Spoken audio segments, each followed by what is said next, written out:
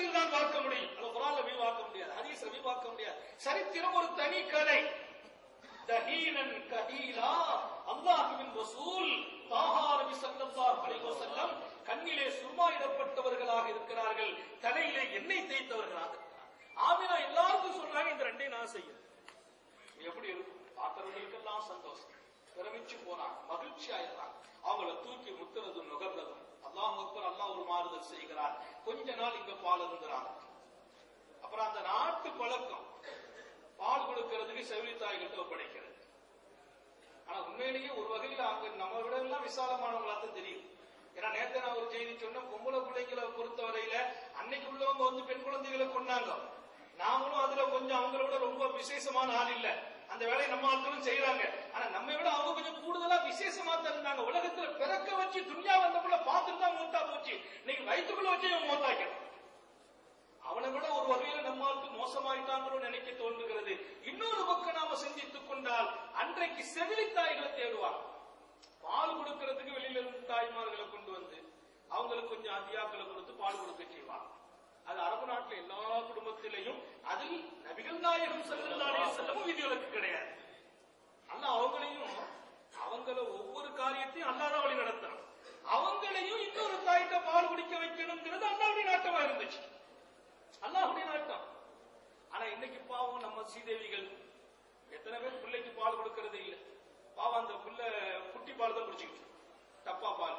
இந்த டப்பாவிலே போட்டிருக்கு இது பிள்ளைக்கு ஆரோக்கியம் இல்ல, பிள்ளைக்கு ஆரோக்கியம் இல்ல. எல்லாம் பாருங்க அதுல போடப்பட்டிருக்கு, எல்லாம் எழுதிருக்கு. இதை கொடுத்தா நல்லது இல்ல, அது ரூல்ஸ். அதை அவங்க கடைபிடிச்சு எழுதுறாங்க. நம்ம ஆட்கள் பார்க்க அது ஒரு ரூல்ஸ் வச்சுக்க, என் ரூல்ஸ் இதுதான், பிள்ளைக்கு டப்பா பால் தான்.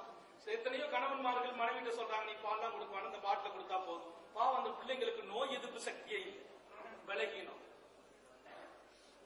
எத்தனை 2 வருஷம் முழுமையா பால் குடிச்சிட்டாங்கன்னா உடல்ல ஒரு தனி ஆரோக்கியம். அந்த பாலுங்கிறது உணவு மட்டும் இல்ல, ஆயுள் பூராவும் மனிதனுக்கு ஆரோக்கியம் தருகின்ற சக்தி அந்த அதுல வச்சிருக்கு. ஹயாத்து பூரா அந்த பால் 2 வருஷம் குடிச்ச பால் தாங்க 80 வயசுல நம்முடைய சுகத்துக்கு நசீபத்தது. அந்த 2 வருஷத்தை நம்ம குறைவு செய்து குட்டி பால் கொடுத்து அதை கொடுத்து, அதுல என்ன இவங்களுக்கு என்ன, நம்ம அதுல சில பேருடைய அபிப்பிராயம், பிள்ளைக்கு பால் கொடுத்தா அழகு போயிடுமோ. ஒரு உண்மை என்ன தெரியுமா? தாய்ப்பால், எந்த தாய் தன்னுடைய பிள்ளைகளுக்கு மார்பகத்தில் பால் கொடுக்கலையோ அவங்களுக்கு மார்பகத்துல புற்றுவியாதி ஏற்படுது. இன்றைய மருத்துவம் கண்டுபிடிச்சு, நவீன மருத்துவம். அல்லாஹ் நமக்கு விளங்க தௌஃபீக் செய்வானாக. வெளியூர்ல இருந்தா போன் பண்ணி சொல்லிடுவோம், ஏமா சீதேவி தாய்ப்பால் கொடுத்து பிள்ளைய வளர்க்கணும்.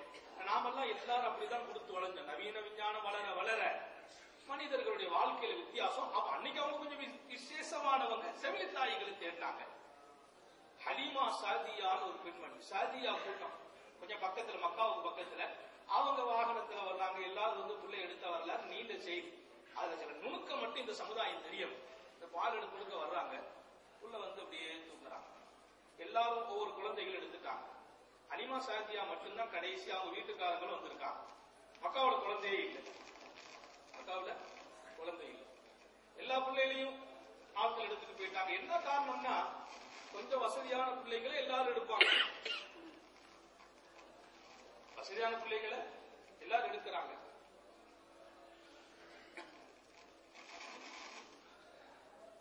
ஏன் எடுக்கிறாங்க? அவங்க நோக்கம் என்ன? அவங்களுக்கு ஏதாச்சும் வருமானத்துக்கு தான் செய்யறாங்க. பிள்ளைகளுக்கு பால் கொடுக்கிற நோக்கம் ஏதாச்சும் நமக்கு வருமானம் கிடைக்கும் தான் செய்யறாங்க. எல்லா குடும்பத்து பிள்ளைகளும் போயாச்சு. ரசூல் ஸல்லல்லாஹு அலைஹி வஸல்லம் வீட்டுக்கு ஹலீமா சாதியா வர்றாங்க.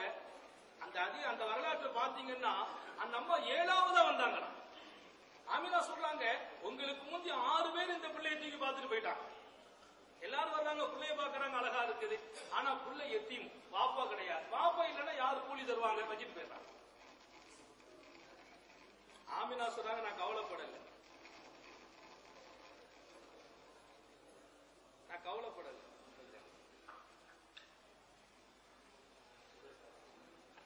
நான் கவலைப்படல, அதை பத்தி எனக்கு கவலை இல்லை. அவங்க சொல்றாங்க, என்ன காரணம்னா அல்லாஹ் யார முடிவு செய்யறானோ அவங்களை கொண்டு நடக்கும். இன்னொரு விஷயம் என்ன தெரியுமா? 6 பேர் வந்தாங்க, பிள்ளையை தூக்குனாங்க, பிள்ளை பால் பார்த்துட்டு விட்டுட்டு போயிட்டாங்க, கூலி கொடுக்க மாட்டாங்கன்னு சொல்லி அப்படின்னு நினைக்கிறது இல்ல. உண்மை, இந்த 6 பேரும் நசீபு கட்டவங்க. அல்லாஹ் அவங்களுக்கு நசீபு வைக்கல. அகிலத்தினுடைய அருட்படை கியாமத்து வரையிலும் உள்ள இந்த சமுதாயத்தினுடைய ஒளி சுடர் நபிகள் நாயகம் ஸல்லல்லாஹு அலைஹி வஸல்லம் அவங்க வீட்டுக்கு வரணும், நம்ம பாலை குடிக்கணும்னு சொன்னா அது லேசான விஷயமா? 6 பேரும் நபியை ஒதுக்குறாங்க இல்ல, 6 பேரையும் இந்த நபிக்கு தகுதி இல்லைன்னு அல்லாஹ் ஒதுக்கிட்டான். ஹலீமா வர்றாங்க 7வதா, பிள்ளைய பாக்குறாங்க, ஒண்ணும் இல்ல. அவங்க என்ன அவங்க சொன்ன வாசகம் பின்னால இஸ்லாத்துக்கு வந்தாங்க. ஆனா அவங்க சொல்றாங்க, எனக்கும் கூலி தேவை, நானும் கஷ்டப்பட்ட குடும்பத்தில் உள்ள பெண்ணு தான். ஆனா வெக்கமா இருந்துச்சு, எங்க குடும்பத்தில இருந்து நிறைய பேர் வந்து எல்லாரும் பிள்ளைய தூக்கிட்டு போயிட்டாங்க. நான் சும்மா போறதுக்கு கவலை வெக்கமா இருந்துச்சு, வேற வழி இல்லையே, இந்த பிள்ளைய கூட்டு போமான்னு எங்க தாப்பா என்னுடைய கணவன் கேட்டேன். ஏமா எத்திமாச்சே, அதை தூக்கி என்ன செய்ய போறேன்னு கேட்டாங்க. பரவாயில்ல, எத்திமா இருந்தாலும் நமக்கு ஒரு பிள்ளை, அவங்களால எந்த தரட்டுமே, சும்மா திரும்ப வேண்டாம்னு சொல்லி தூக்கிடுவாங்க. தூக்கிட்டு வந்தேன்னா அல்லாஹ் அக்பர், அல்லாஹ் தூக்க தௌபி செய்யறான். கொண்டு வந்தேன், எங்க வாகனம் இருக்கு பாருங்க, சதியா கூட்டத்திலிருந்து புறப்பட்டு மக்காவுக்கு நாங்க ஏன் குழந்தை கிடைக்கல, கடைசி எங்க வாகனம் தான் வந்துச்சு. அது பலகீனமான வாகனம், வேகமா வர முடியல. இப்ப குழந்தைய தூக்கிட்டு எல்லாரும் வேகமா ஊருக்கு போயிட்டாங்க.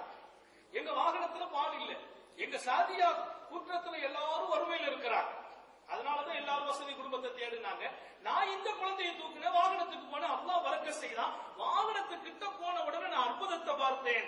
பால் இல்லாத மெலிந்த வாகனம் நிரப்பமாக பால் சுரந்து நின்றது. அடுத்த நிமிஷம் அவங்க எல்லாம் குழந்தைய கொண்டு போறாங்க. இனிமேதான் காசு பறக்கத்து கிடைக்கணும். இந்த பறக்கத்து பால் சுரந்து நிக்குது. வாகனத்துல ஏறி போனோம்னா சுப்ஹானல்லாஹ், வாகனம் அப்படியே வேகமா போகுது. வாகனம் வேகமா போகுது. அந்த வாகனத்தை பால் ஜாயிஸோ இல்லையோ, குடிக்கிறோமோ இல்லையோ, வாகனத்துக்கு பால் சுரக்குதுங்கிற தன்மையில அது கொஞ்சம் வளர்ச்சி பெற்று விட்டது, ஆரோக்கியமாகி விட்டது. எப்படி போயிட்டோம்னு சொன்னா, எங்க கூட்டத்தில் உள்ளவங்களை எல்லாம் தாண்டி எங்க வாகனம் போகுது. அப்ப கேலி செய்தாங்க குடும்பத்துக்காரங்க எல்லாம், என்ன ஹலீமா ரொம்ப ஸ்பீடா போறீங்களா, வாகனம் புதுசா வாங்கிட்டேலாம் கேட்டாங்க. நான் இல்ல அது பழைய வாகனம் தான், வாகனத்துக்கு தனி சக்தி பிறந்திருக்குது, முதல்ல போய் சேர்ந்துச்சு. இதெல்லாம் மிகைப்படுத்தப்பட்ட செய்தி இல்ல. வரலாற்றில் எந்த நூலை திறந்தாலும் அத்தனை பேர்களும் இந்த செய்தி மறக்காமல் எழுதுகிறார். போய் சேர்ந்தாச்சு. ஊருக்கு போனா இந்த பிள்ளையினுடைய பரக்கத்து விசேஷமானது. எனக்கும் ஒருமையில தான் இருந்தேன். பால் ஒரு குழந்தைக்கு தான் கொடுக்க முடியும். ஏன்னா எங்க குடும்பத்துல எல்லாரும் 4 பிள்ளைகளுக்கு பால் கொடுக்கிற சக்தி உள்ளவங்க எல்லாம் இருக்கிறாங்க. ஆனா எனக்கு 2 குழந்தை கிடைச்சிச்சு. ஸல்லல்லாஹு அலைஹி வஸல்லம் இன்னொரு பிள்ளை, 2 பேருக்கும் ஆழ்மரத்துல பால் கொடுப்பேன். பால் கொடுத்துட்டு அந்த பிள்ளை தூங்கும் போது இந்த பிள்ளையை கொடுப்பேன், இந்த பிள்ளை தூங்கும் அந்த பிள்ளையை கொடுப்பேன், 2 பேரையும் ஒண்ணா வச்சு கொடுப்பேன். முடிஞ்சு போச்சு. அந்த அம்மா ஒரு செய்தி நுணுக்கத்துக்குறாங்க பாருங்க. அந்த குழந்தை பால் குடிச்சிச்சு, குடிச்சு முடிச்சவனே இந்த பக்கமா திருப்பி வச்சேன் குடிச்சிச்சு. அதுக்கு பின்னால் நபி ஸல்லல்லாஹு அலைஹி வஸல்லம் எழுந்திருச்சாங்க. அவங்களுக்கு இந்த பக்கம் பால் கொடுத்து வலது பக்கம் குடிச்சாங்க. ரெண்டாங்க திருப்புன வாயை பொத்திக்கிட்டாங்க. எனக்கு புரியல. அடுத்த நாள் எப்ப அவங்க பகுதியில் அவங்களுக்கு கொடுத்தா குடிப்பாங்க, அடுத்த பகுதிக்கு திருப்புனா வாயை பொத்திக்கிடுவாங்க. ஆனா அந்த குழந்தை 2 பகுதியிலையும் குடிச்சிச்சு. அதுக்கு பின்னால் தான் எனக்கு விளங்குச்சு ஒரு உண்மை, அது என் சகோதரனுக்குரிய ஹக்கு, அதை நான் பாதிக்க மாட்டேன்னு சொல்லுவேன். அது அவருடைய ஹக்கு. ஒரு பிள்ளைக்கு இந்த பக்கமா கொடுக்குறாங்க, ஒரு பிள்ளைக்கு இந்த பக்கமா கொடுக்குறாங்க. இந்த பக்கமா கொடுக்குற பிள்ளைக்கு இன்னும் கொஞ்சம் தேவை தனியா திருப்பி கொடுப்பாங்க. ஆனா ஸல்லல்லாஹு அலைஹி வஸல்லம் அந்த பக்கத்திலே தன் தேவை பூர்த்தி செய்துடுவாங்க.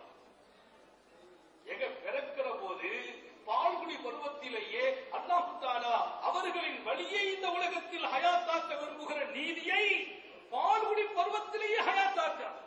அதனாலதான் ஸல்லல்லாஹு அலைஹி வஸல்லம் இந்த உம்மத்துக்கு ஞாபகப்படுத்துறாங்க, உங்க குழந்தைகளை வளர்க்கிற போதே தீனுடைய உணர்வோடு வளங்க. பால் கொடுக்கிற போது